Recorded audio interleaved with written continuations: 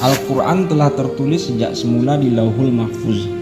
Lauhul Mahfuz adalah kitab induk atau kitab yang terpelihara di sisi Allah SWT, tempat segala sesuatunya tertulis.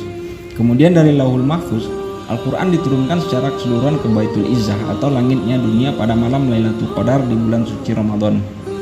Selanjutnya baru Al-Quran diturunkan ke bumi melalui perantaraan malaikat Jibril kepada Nabi Muhammad SAW secara berangsur-angsur, ayat demi ayat sesuai peristiwa dan kejadian-kejadian selama lebih kurang 23 tahun. Ayat pertama turun yaitu pada 17 Ramadan tahun 610 Masehi sewaktu Nabi Muhammad SAW berada di Gua Hiro. Peristiwa ini biasanya diperingati sebagai malam nuzulul Quran oleh umat Islam. Salah satu hikmah dari diturunkannya Al-Quran sedikit demi sedikit menyebabkan Al-Quran menjadi sangat mudah dihafal. Setiap Nabi Muhammad menerima wahyu, para sahabat menghafal, mencatat, dan menyusun urutan ayat dan surat dalam Al-Quran tersebut sesuai petunjuk Rasulullah SAW. Di antara para sahabat tersebut adalah Zaid bin Thabit yang sangat cerdas. Ia merupakan penerjemah dan penulis surat-surat Rasulullah SAW kepada para kaisar dan raja di seluruh penjuru dunia karena saat itu ia telah menguasai berbagai macam bahasa asing dan juga ilmu lainnya. Untuk menjaga hafalan Nabi Muhammad SAW, setiap bulan Ramadan, malaikat Jibril turun membaca dan mendengarkan bacaan ayat Al-Quran bersama Nabi Muhammad SAW secara bergantian sebanyak masing-masing satu kali.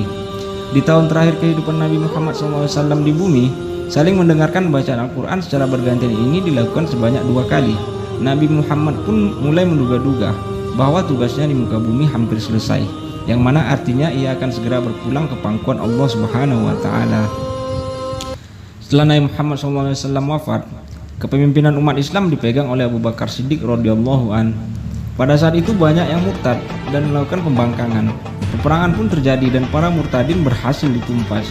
Namun banyak dari kalangan umat Islam yang syahid, termasuk 70 orang diantaranya adalah penghafal Al-Quran. Melihat kenyataan ini, Umar bin Khattab merasa khawatir.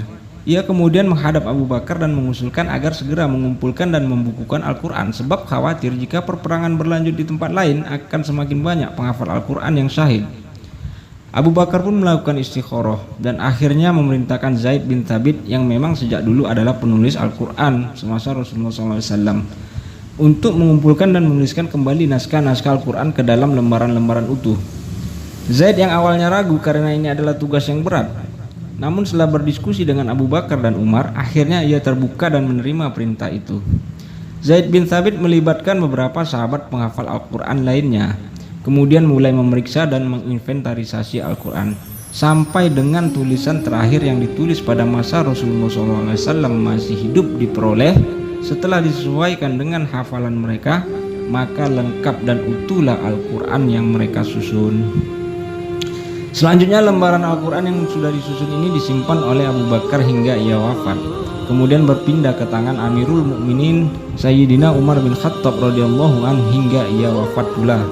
Selanjutnya lembaran-lembaran Al-Quran itu disimpan dan dirawat oleh Hafsah binti Umar bin Khattab. Setelah wafatnya Umar bin Khattab, kekhalifahan dipegang oleh Utsman bin Affan radhiyallahu anhu.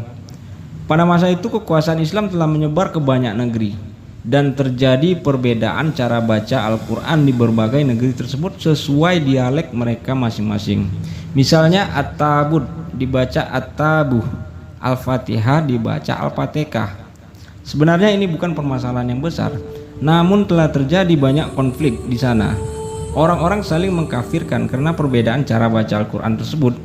Hal ini dilaporkan oleh seorang sahabat bernama Huzaifah ibnul Yaman saat ia pulang dari ekspedisi penaklukan Armenia dan Azerbaijan.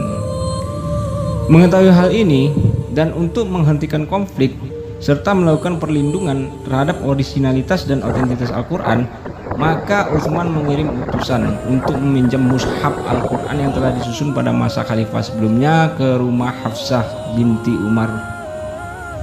Kemudian Utsman menugaskan Zaid bin Thabit, Abdullah bin Zubair, Sa'ad Abi Waqqas, Abdurrahman bin Haris bin Hisam untuk menyalinnya kembali menjadi 7 mushaf.